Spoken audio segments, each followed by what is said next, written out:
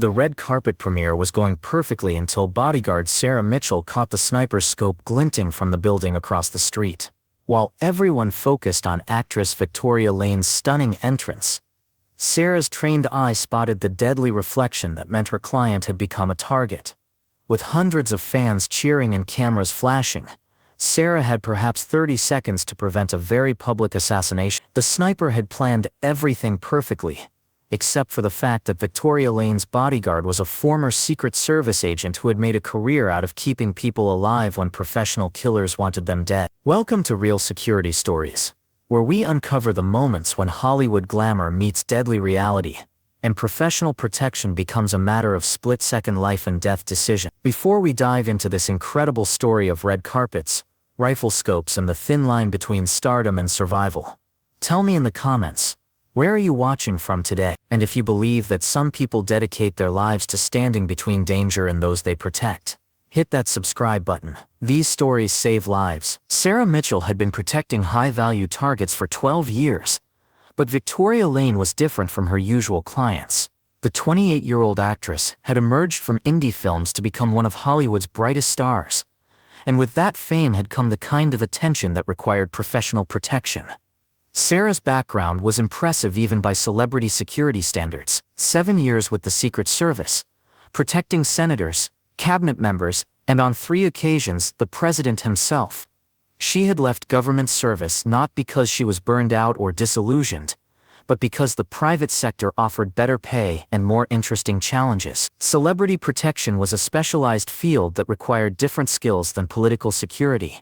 Politicians faced threats from ideologically motivated attackers who often acted impulsively or with limited planning. Celebrities, especially A-list actresses like Victoria, faced a more complex threat matrix that included obsessed fans, stalkers, professional criminals seeking ransom opportunities, and occasionally, contract killers hired by rivals or business interests. Victoria Lane had recently signed a $50 million 3-picture deal that made her one of the highest-paid actresses in Hollywood.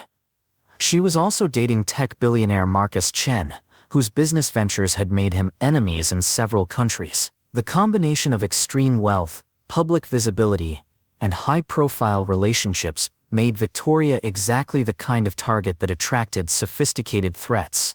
Sarah had been hired 6 months ago after Victoria received her 3rd credible death threat in as many weeks. The previous threats had been traced to obsessed fans or attention-seeking individuals, but Sarah's experience told her that the visible threats were often distractions from the real dangers. Tonight's premiere was for Midnight in Moscow, a spy thriller that had generated significant Oscar buzz and positioned Victoria as a serious dramatic actress. The event was being held at the historic TCL Chinese Theater in Hollywood, with extensive media coverage and a guest list that included some of the most famous people in the entertainment industry. The red carpet premiere had begun exactly as planned. Victoria arrived in a stunning custom gown that would undoubtedly dominate fashion coverage for weeks, and the crowd's reaction was everything her publicist had hoped for. Hundreds of fans lined the barriers, photographers captured every angle, and entertainment reporters competed for exclusive interviews. Sarah maintained her position 2 steps behind and to the left of Victoria,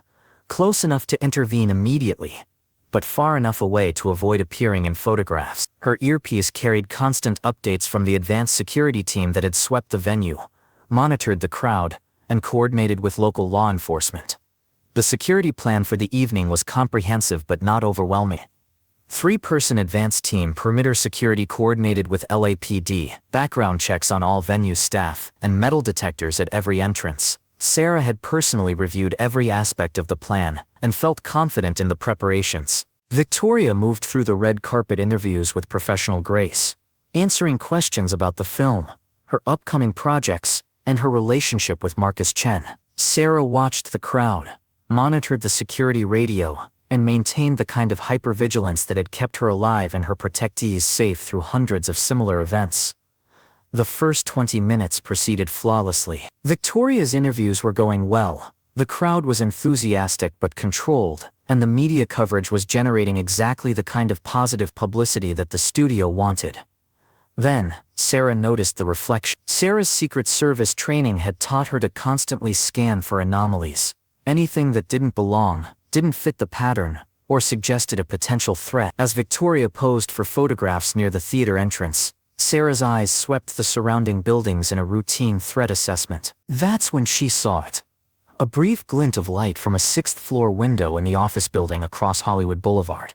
The reflection was tiny, lasting less than a second, but Sarah recognized it immediately. It was sunlight reflecting off a rifle scope, and it was aimed directly at the red carpet.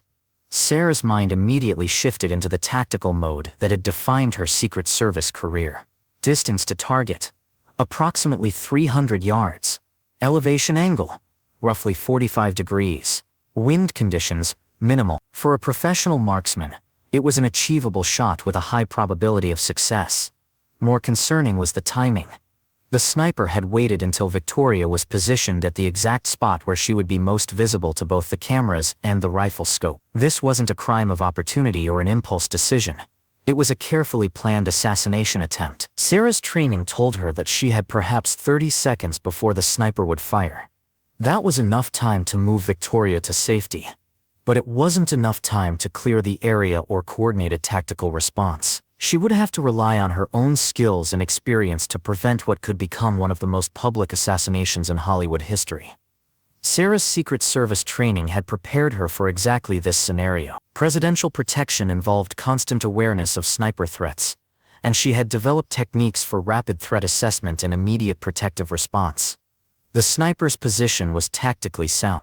The sixth-floor window provided clear sight lines to the red carpet while offering multiple escape routes through the building. The angle was perfect for a precision shot, and the distance was well within the range of professional sniper equipment. More troubling was the sophistication of the setup. The sniper had chosen a position that would be difficult for law enforcement to quickly access, and the timing of the attack suggested detailed advanced planning. This wasn't an amateur or an obsessed fan, this was a professional killer. Sarah's immediate priorities were clear: move Victoria to safety, communicate the threat to her security team, and coordinate a response that would neutralize the sniper before he could escape. But she also had to accomplish all of this without creating a panic that could endanger the hundreds of people in the immediate area. The challenge was complicated by the public nature of the event. Any obvious protective action would be captured by dozens of cameras and broadcast worldwide within minutes. Sarah needed to move Victoria to safety in a way that would appear natural and avoid drawing attention to the threat. Sarah's movement was fluid and appeared completely routine to outside observers. She stepped forward slightly, positioning herself between Victoria and the sniper's line of sight, and leaned in as if making a casual comment about the evening's schedule. "We need to move inside immediately," Sarah said quietly, her voice carrying the authority that had once protected heads of state. "Maintain your smile and act like this is planned." Victoria's media training kicked in automatically. She continued smiling and waving to the crowd while quietly responding, "What's wrong?" "Sniper threat from across the street. We're moving to cover now." Victoria's face remained composed, but Sarah could see the fear in her eyes. To the watching crowd and cameras, it looked like a routine consultation between a celebrity and her security detail. In reality, it was a life-saving tactical maneuver. Sarah guided Victoria toward the theater entrance while simultaneously activating her emergency communication protocols. Her earpiece crackled with the coded message that would alert her entire security team to an active threat situation. "Guardian to all units, we have a red sky event. Implement immediate lockdown procedures." The response was instantaneous. Sarah's advanced team began quietly positioning themselves to block potential escape routes, while coordinating with LAPD tactical units. The perimeter security team started discreetly moving civilians away from potential lines of fire. But Sarah knew that the most critical moments were still ahead. The sniper would realize that his target was moving to safety, and he would have to decide whether to take the shot immediately or abort the mission. As Sarah moved Victoria toward the relative safety of the theater entrance, she maintained visual contact with the sniper's position while coordinating the tactical response through her earpiece. Her Secret Service training had taught her to think like both protector and attacker, understanding that successful assassination prevention required anticipating the killer's next move. The sniper would be facing a critical decision point. His optimal shot opportunity was disappearing as Victoria moved toward cover, but taking a hurried shot would reduce his accuracy and increase his chance of missing. He could also choose to abort the mission and attempt to escape before law enforcement could respond. Sarah's experience told her that professional assassins typically planned for contingencies, and this sniper would likely have backup plans that accounted for protective interference. The real danger wasn't just the immediate threat, but whatever secondary plan the killer might implement. Guardian to command. Target is moving to secure location. Requesting immediate tactical response to building at 147 Highland 6th floor northwest corner. The voice in her earpiece belonged to Detective Ray Morrison, LAPD's liaison for high-profile security events. Copy Guardian. SWAT units are en route, ETA 4 minutes. Can you maintain visual on the threat? Sarah glanced back toward the office building while continuing to move Victoria towards safety. The reflection was gone, but that didn't mean the threat had been eliminated. Negative visual confirmation. Sniper may be repositioning or preparing to engage. As they reached the theater entrance, Sarah had to make a critical decision. The building offered protection from the original sniper position, but it also created new vulnerabilities. If the assassin had planned for this contingency, he might have positioned additional shooters or prepared alternative attack methods. The theater lobby provided temporary safety, but Sarah knew that static positions were dangerous when facing professional killers. Her Secret Service training emphasized that successful protection required constant movement and unpredictable patterns that made targeting difficult. "We're not staying here," Sarah told Victoria as they entered the building. "The original plan is compromised. We're implementing emergency extraction." Victoria's professional composure was impressive. Despite the obvious danger, she maintained her calm and followed Sarah's instructions without question. Years of working with bodyguards had taught her to trust their expertise in crisis situations. Sarah's emergency extraction plan involved moving Victoria through the building's rear exit to a secure vehicle that would transport her to a safe house. The route had been pre-planned and rehearsed, with multiple alternatives depending on the nature of the threat. But as they moved through the theater's interior corridors, Sarah's earpiece delivered news that changed everything. "Guardian, this is command. SWAT has reached the 6th floor. The sniper position is empty, but they found equipment indicating a professional setup. We also have reports of suspicious activity at 2 additional buildings overlooking the venue." Sarah felt her pulse quicken. Multiple sniper positions meant this wasn't just an assassination attempt. It was a coordinated operation with backup plans and professional execution. The kind of threat that required resources and planning that went far beyond what a single individual could organize.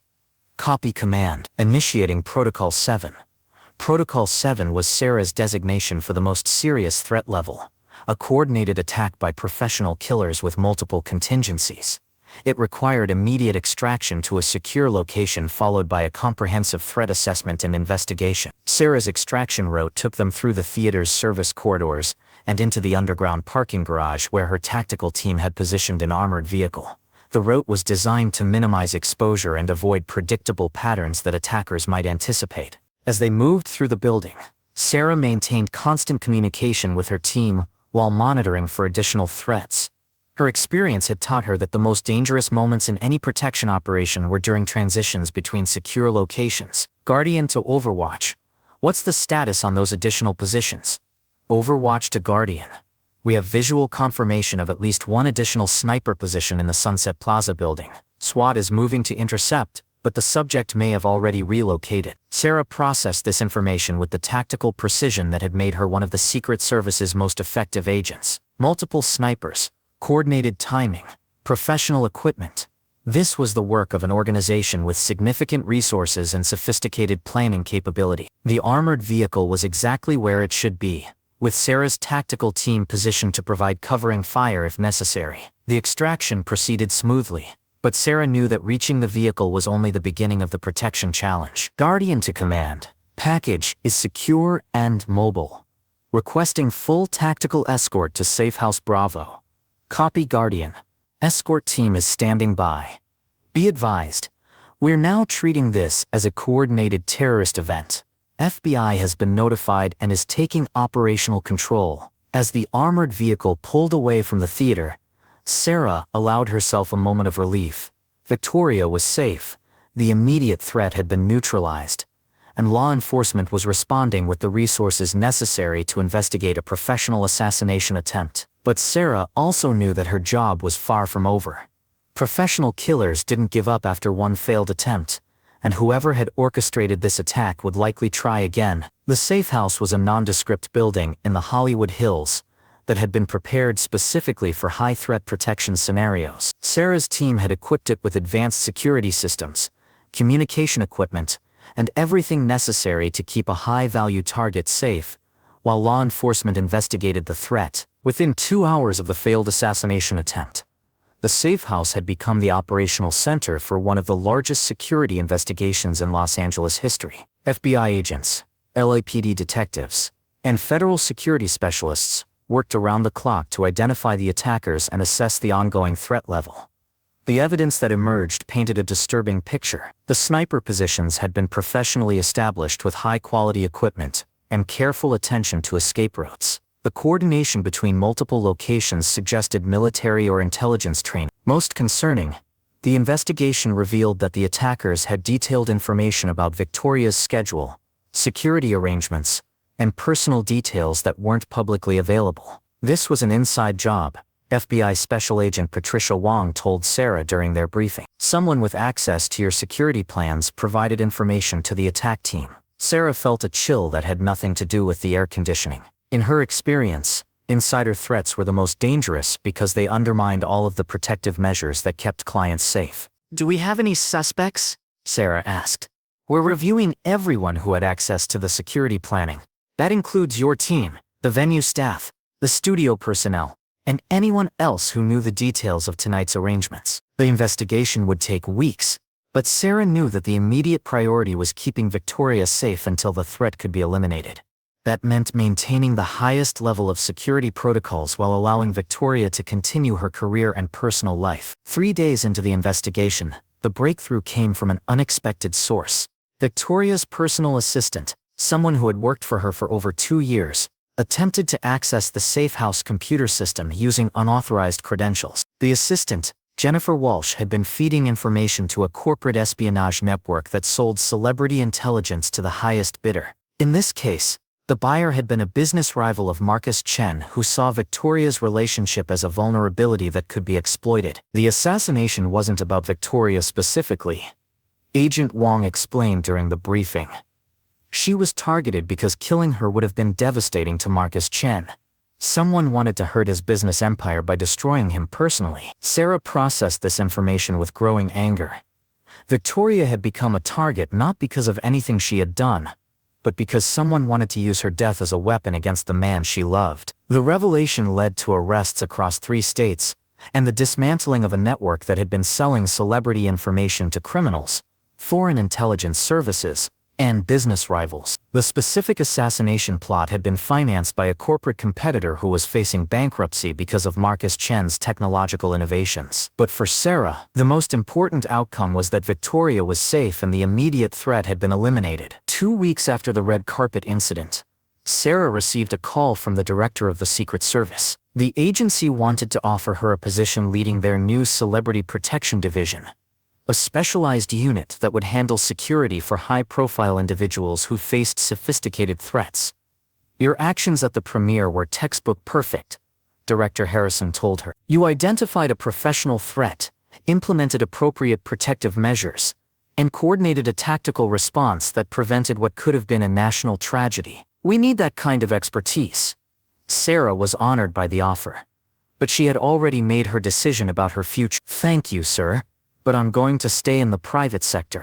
Victoria Lane has asked me to continue as her head of security, and I believe I can do more good here." The truth was that Sarah had come to respect Victoria not just as a client, but as a person who was using her platform to support important causes and make a positive difference in the world. Protecting someone like that felt like a mission worth dedicating her career to. Victoria's reaction to the assassination attempt had impressed Sarah. Instead of withdrawing from public life or living in fear, Victoria had used the experience to become an advocate for better security training and awareness in the entertainment industry. "I could have died because someone wanted to hurt Marcus," Victoria told Sarah during one of their security briefings. "But I'm not going to let fear control my life. If anything, this has made me more determined to use my platform for good." Victoria had also insisted on learning basic protective techniques from Sarah. She wanted to understand how threats were assessed, how security decisions were made, and how she could better cooperate with her protection team. "I never want to be a helpless victim," Victoria said. "I want to be a partner in my own protection." Sarah found herself genuinely liking her client, which was unusual in the celebrity protection business. Most clients were self-absorbed or treated their security as invisible servants. Victoria was different. She was intelligent, thoughtful, and genuinely concerned about the safety of everyone around her. Today, Sarah Mitchell continues to serve as Victoria Lane's head of security, but her role has evolved beyond traditional bodyguard services. She has become a consultant for the entertainment industry, helping studios and talent agencies develop better security protocols for their high-profile clients. Sarah has also developed training programs for celebrity protection specialists, sharing her Secret Service expertise with private security professionals who face increasingly sophisticated threats. "The entertainment industry is a target-rich environment," Sarah explains to her trainees. "Celebrities have high visibility, significant wealth, and often complex personal relationships that create vulnerability. Protecting them requires understanding not just physical security, but also digital threats, social engineering, and the psychology of people who become obsessed with famous individuals." Sarah's prevention of the red carpet assassination has become a case study in professional protection services. Her ability to identify the threat, implement protective measures, and coordinate a tactical response, while maintaining her client's safety and the event's public image, is considered a textbook example of executive protection under extreme circumstances. The red carpet incident led to significant changes in how Hollywood handles security for major events. Sarah's recommendations for improved threat assessment, better coordination with law enforcement, and enhanced background checking have been implemented at venues across Los Angeles. Victoria Lane has continued to thrive in her career,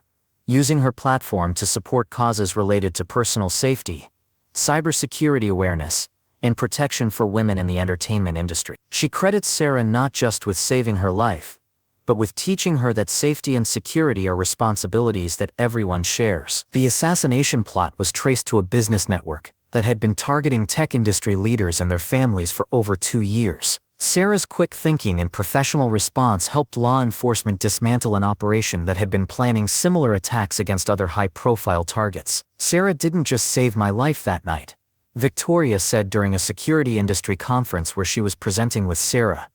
"She saved an unknown number of future victims by helping to stop people who were using violence as a business tool." Sarah's transition from Secret Service to celebrity protection has become a model for other federal agents seeking private sector careers. Her success has demonstrated that government security training can be effectively applied to protect private individuals who face sophisticated threats. More importantly, Sarah has shown that celebrity protection is a legitimate and important field that requires the same level of professionalism and expertise as any other form of executive security. "Celebrities may seem like frivolous clients," Sarah tells security professionals who are considering similar career moves, "but they're human beings who deserve the same level of protection as any other person facing credible threats. The fact that they're famous doesn't make their lives less valuable."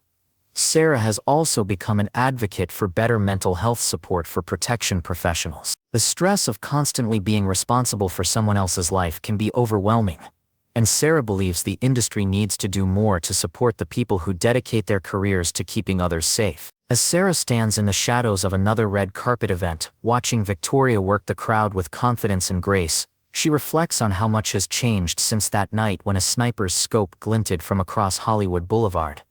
The threats haven't disappeared. If anything, they've become more sophisticated as technology and social media create new vulnerabilities for public figures. But Sarah's experience has taught her that professional protection isn't about eliminating all risks. It's about being prepared to respond when those risks become reality. Victoria continues to receive threats, some credible and some not.